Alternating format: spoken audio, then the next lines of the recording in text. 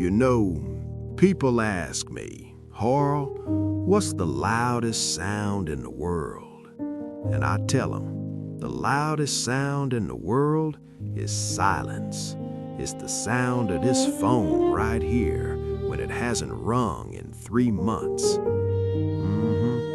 You know what I'm talking about. See, I got 3 babies grown now. I changed their diapers. I paid for that fancy college. I sat in the stands freezing my hands off, cheering for them. I gave them my back. I gave them my knees. Lord knows I gave them every dime I had. And now I'm 82 years old and I'm lucky. I mean, I am lucky if I get a text message on Christmas Day. Merry Christmas, Dad. That's it. That's what I got to show for a lifetime of love.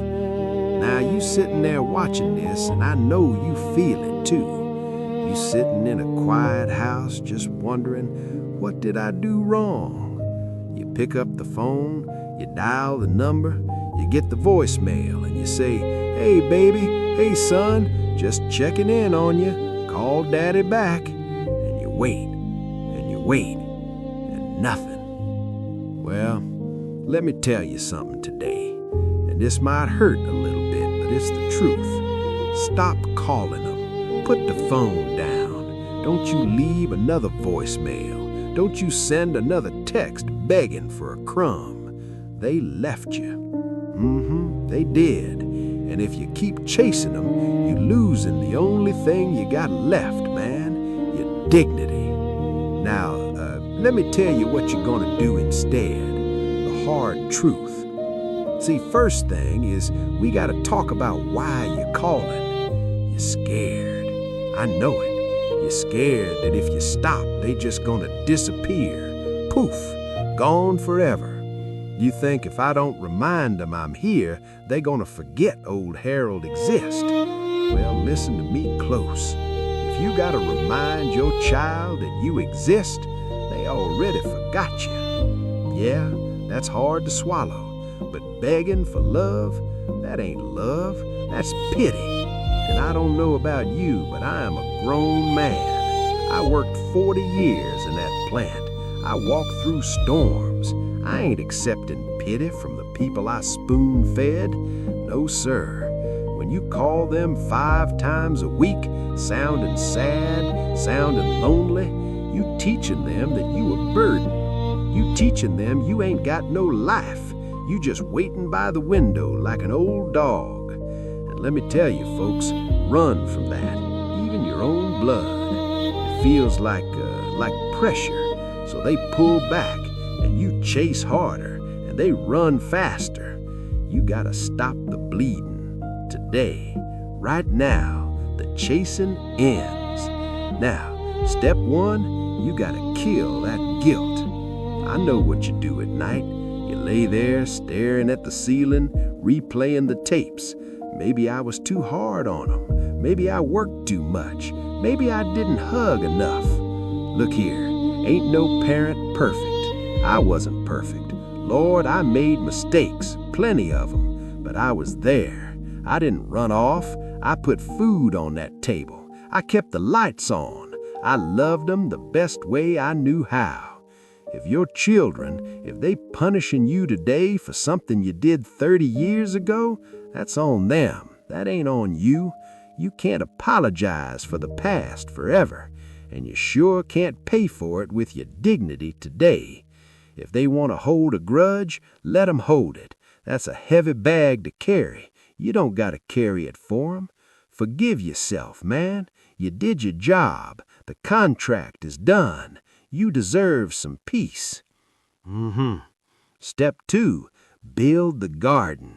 So you asking how, if I don't call them, what I'm supposed to do? Just sit here and write? No, no, no. You build the garden. My granddaddy used to say, Harl, if you chase a butterfly, that thing gonna fly away. But if you build a beautiful garden, the butterfly come to you. And even if it don't come, shoot, you still got a beautiful garden. See, for 5 years I sat in this chair writing, waiting for this phone to ring. 6 months ago, I said enough. I joined a woodshop class, started making things with my hands again. I started playing chess at the park with these other old fools. We argue, we laugh. I started cooking again, got my gumbo recipe back out. And you know what happened?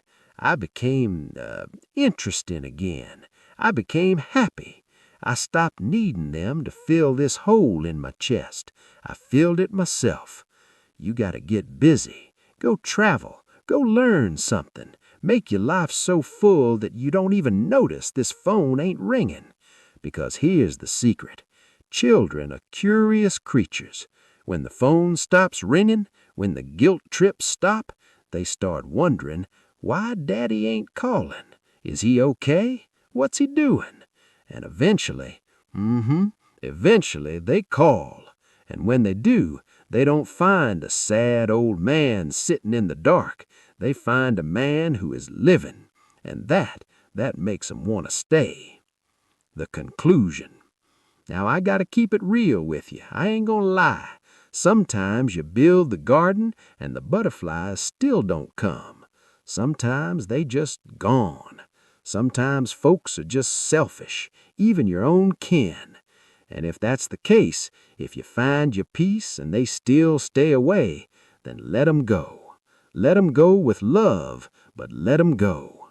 You can't force nobody to love you, but you can refuse to let their absence destroy you. You ain't defined by who comes to visit you on Sunday. You defined by the man you see in that mirror. My phone ain't rung in 3 months, but I'm going to the wood shop today, making a table, and I'm going to eat a good steak tonight. I'm going to live. If they want to join me, the door's unlocked, but I ain't standing in the doorway waiting no more, and you shouldn't be neither. Get up, man. Go live.